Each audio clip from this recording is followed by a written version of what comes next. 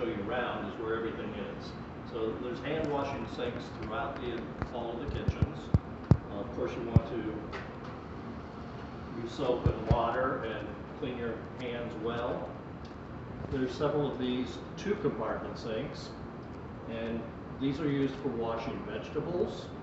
Up above here, you can see that there's some different bags, gloves. So when we're doing ready-to-eat foods, you have to have gloves on. Okay, that's particularly important in this class during salad, which we'll get to. I think it's week 4.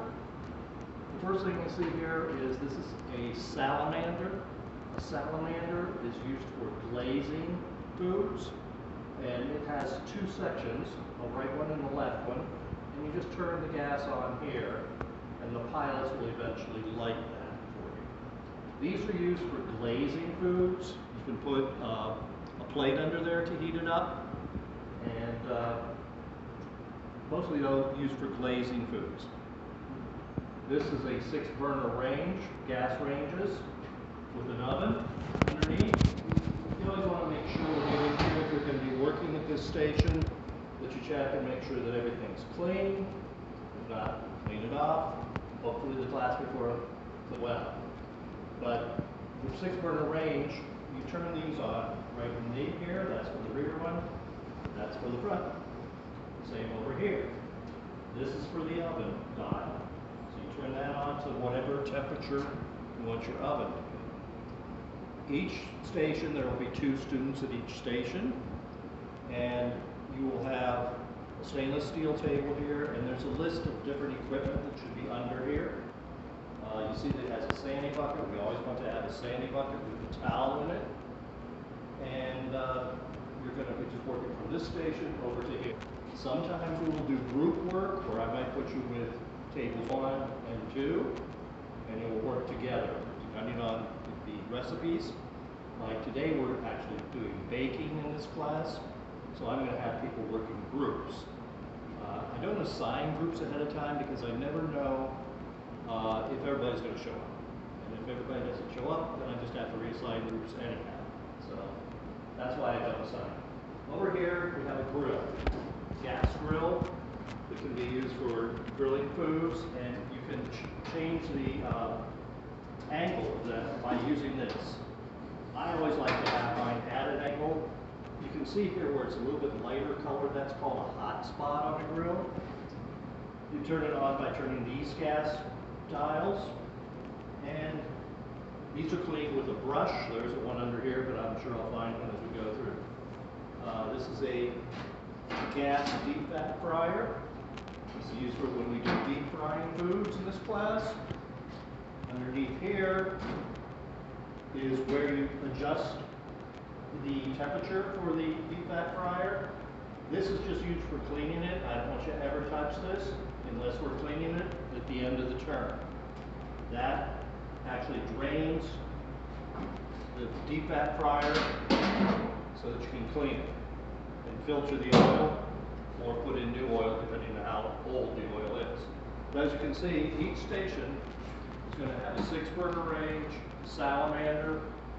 Up above, of course, that's the hood, the exhaust system, and the lights. Those are turned on by this control over here. Moving down, these are 2 more stations, and exactly the same, except this one here doesn't have the vegetable sink next to it, so you'll have to use that vegetable sink over there or the one back there. When you come in, you can put all of your, whatever you're carrying your stuff in, or it's going to be winter, you can have winter coats. Bring all that stuff up here next to the windows, backpacks, etc. Okay? Then over here, we have our tools. They're all labeled. Make sure after they've been cleaned and sanitized, you put them in the proper drawers. Try and keep this as organized as possible. And if you just take a shot down here, you can see it's just basically the same thing on both sides. Now I'm going to take you back into the scullery. The scullery is where we do the cleaning of our utensils. You want to clean them as you dirty them. Keep up with your cleaning. Clean as you go, as what we say. So this is a 3-compartment sink for doing your pots and pans and dishes, whatever you use during the day. First of all, you need to scrape your plates, then you rinse them off, or your pans. We set this up. There is drains under here that have to be closed.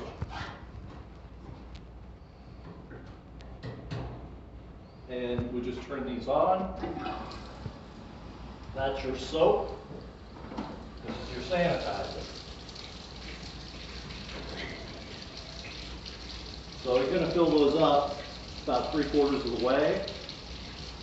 These just dispense the proper amount of soap and sanitizer. This is also where you get your sandy bucket when you first come in. Just fill it up with some of this water.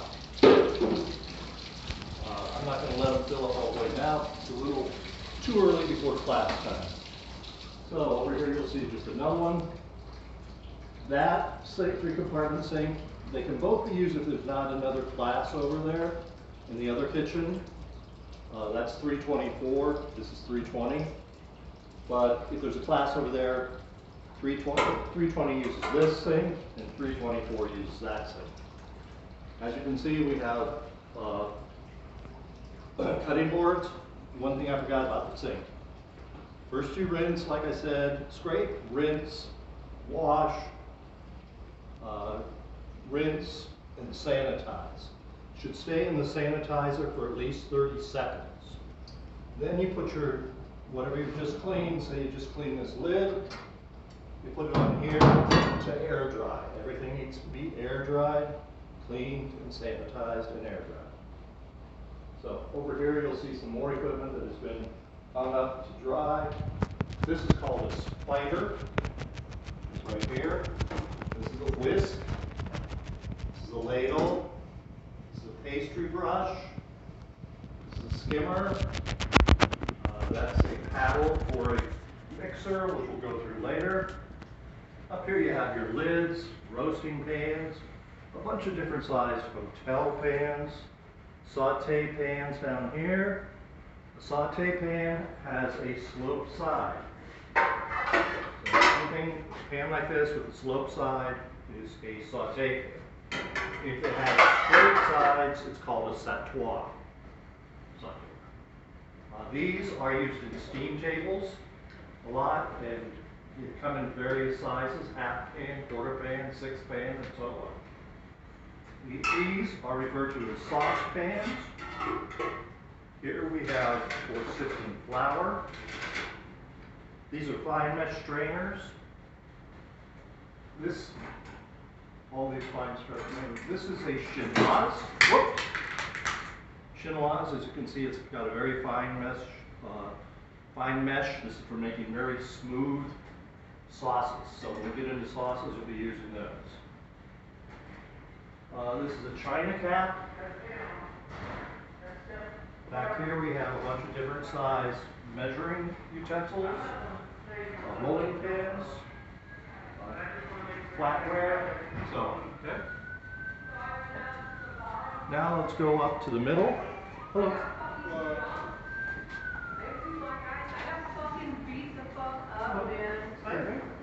Are you in here tonight? Yeah.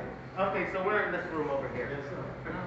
Okay, in here you'll find all your different spices and bins for different products. As you can see on here, that one says it's Italian flour. This says all-purpose flour, cake flour, whole wheat flour. It's important when you use these bins that you take the scoop out, and the scoop should never be left in the bin. You use the scoop to get out, and you cannot leave the scoop in the bin for sanitation purposes. Okay? Here is where our vinegars. These are used, we call these soufflés, but they're used for mise en place, and these are jelly cups that we use for different mise en place as well. Parchment paper. These are for muffin cups. So we'll be using a lot of this stuff.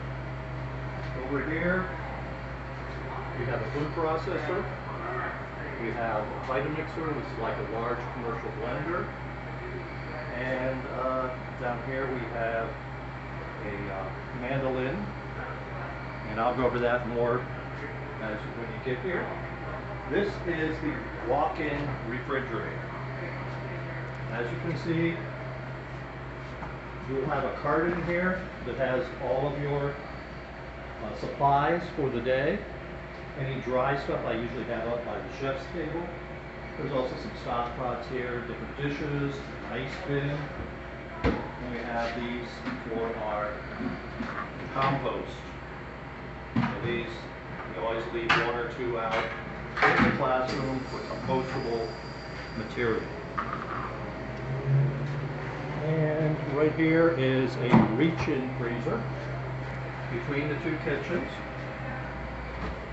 And it mostly has frozen stocks in it right now. And then over here,